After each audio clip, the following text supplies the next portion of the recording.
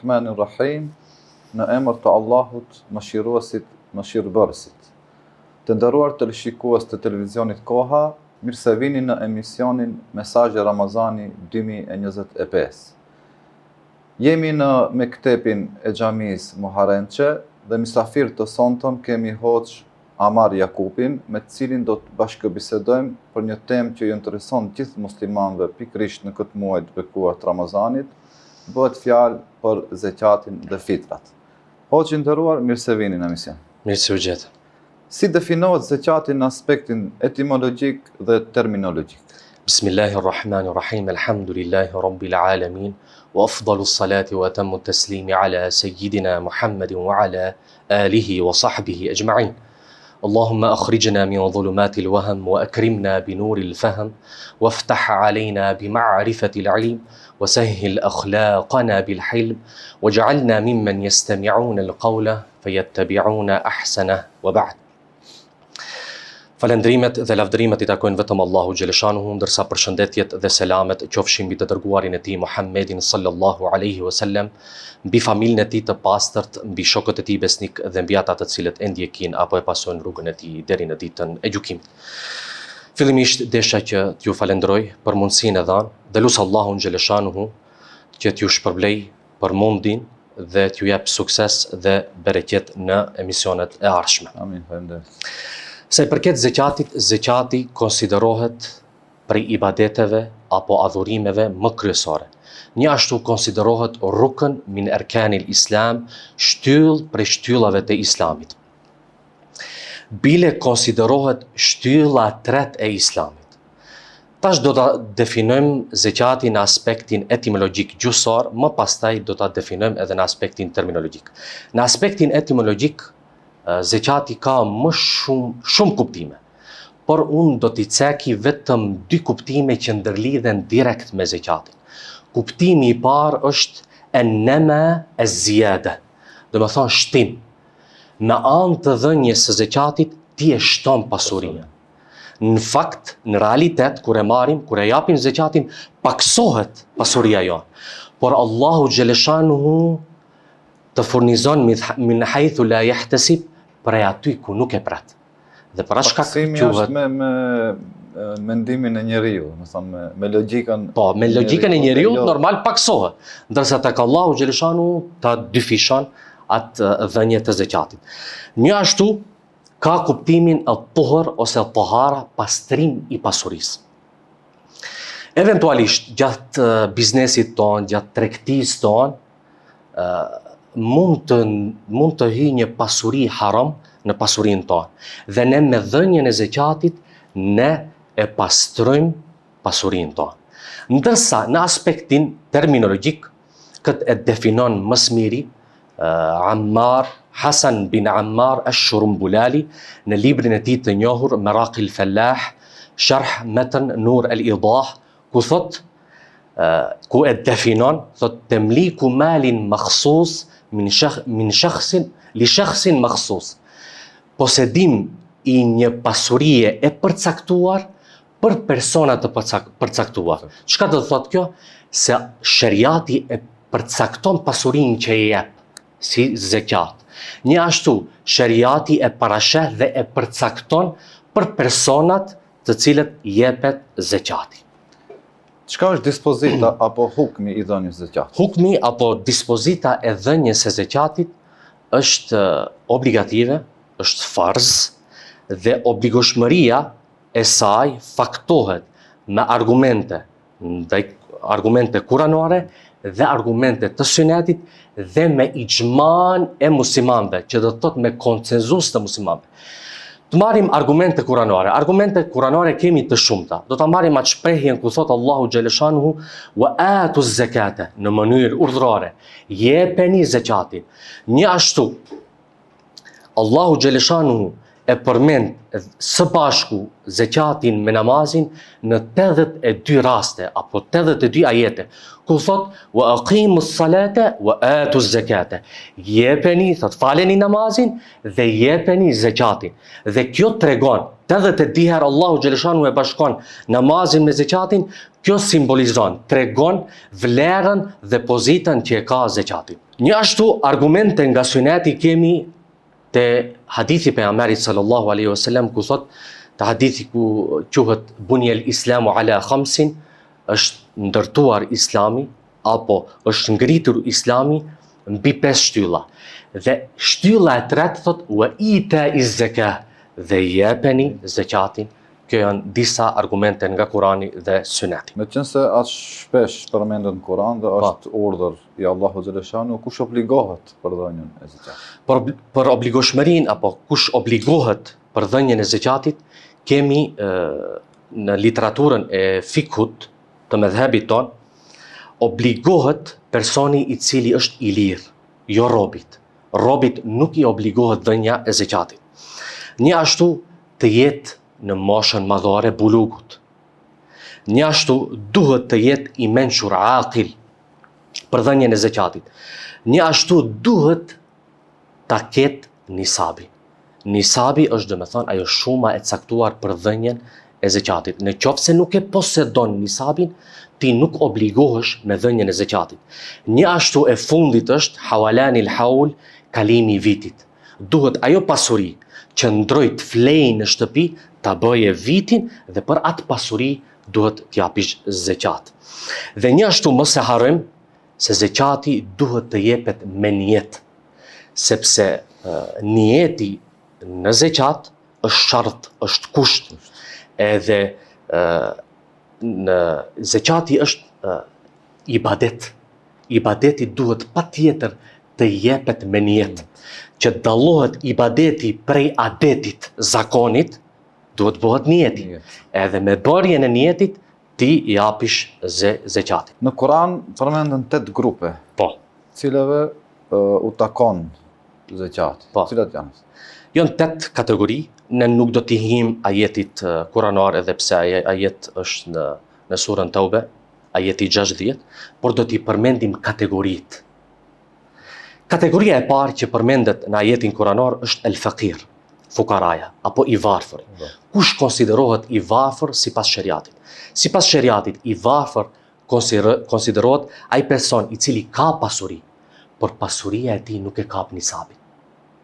Ki, sipas legjislacionit islam, konsiderohet i varfër dhe këtij i takon dhënia e zekatit. Kategoria e dytë është el miskin ingrat. Ingrat do të thot person i cili nuk posedon asgjë. Është më i varfër se sa fukaraja. Ki nuk posedon asgjë. Kategoria e tretë e personave që i duhet u jepet zekati është el amilin alejha. El amilin alejha janë personat të cilët e të bojnë zekatin. Në kohën e pejgamberit sallallahu alaihi wasallam ka pasur një lloj ministrie e financave. Është quajtur Beitul Mal. Dhe ajo ka mbledhur zekatin prej personave të cilët është bot tubimi i zekatit. Personat të cilët e kanë mbledhur zekatin në çdo shtëpi, këtyre personave për punën që e kanë bërë, ju është takuar dhe u takon një pjesë e zekatit. Ndërsa kategoria e 4 është el muallafati qulubuhum, për të përfituar zemrat. Kush janë këto persona që duhet të përfitohen zemrat? Këtu ka për qëllim për ata persona të cilët nuk janë stabil në dinin Allahu xhaleshanu, që janë labil në dinin Allahu xhaleshanu, që kanë imanin e dobët. Dhe ti me dhënien e zekatit u përfiton zemrat dhe ato afrohen më afër fesë Allahu xhaleshanu. Pastaj e pesta është ar-riqab, për lirimin e robëve, jepet zekati. El-gharimine, persona të cilët janë të mbitur në borxhe, kanë borxhe të shumta, duhet t'u jepet zekati. Dhe e shtata wa fi sabilillah, luftarve në rrugën e Allahu xhaleshanu. Kush konsiderohet sipas shariatit luftar në rrugën e Allahu xhaleshanu në fikun Hanefi e përcakton kështu: personi i cili ka dëshirë të flakt të dalë në luftë, por për shkaqe dhe për arsye madhore nuk ka mundësi të dalë. Ne e dim se luftarët gjatë luftimit ato përfitojnë nga plashka e luftës. Dhe ky person që nuk del ki ngelet në shtëpi dhe nuk ka mundësi që të përfitojnë nga plashka e luftës. Dhe këtij personi ka pas dëshirë, por pamundësia ka qenë e madhe dhe nuk ka pat mundësi të dale, dhe këtij personi i takon që të marrë një pjesë prej zeqatit. Dhe e fundit, wabni sebil, personi i cili ka mbet në rrugë. Ky person mund të jetë edhe i pasur, të ketë pasuri të shumë, por pasuria e tij është në vendin ku jeton. A këtu ku ka mbet në rrugë nuk ka parë, dhe lejohet dhe obligohet që t'ja japim zeqatin edhe këtij personi. Edhe nuk i jepet zeqati të pasurit i cili arrin nisabin, një ashtu nuk i jepet zeqat fëmijës së pasur, fëmia i cili ka pasuri të trashëguar, këtij fëmije nuk i jepet zeqati, një ashtu zeqati nuk i jepet paraardhësve, babës, nënës, gjyshit, gjyshes, nuk i jepet zeqati. Një ashtu edhe pasardhësve, djalit, vajzës, nipit dhe mpesës. Në kohën e sotshme, më shumë intereson në ato të cilat i posedojmë se si të japim zeqatin. Për shembull, në ari, në argjend ose në monedë. Po. Sa është nisabi? Zeqati në ari, apo nisabi në zeqatin e arit, është 91.6 gram.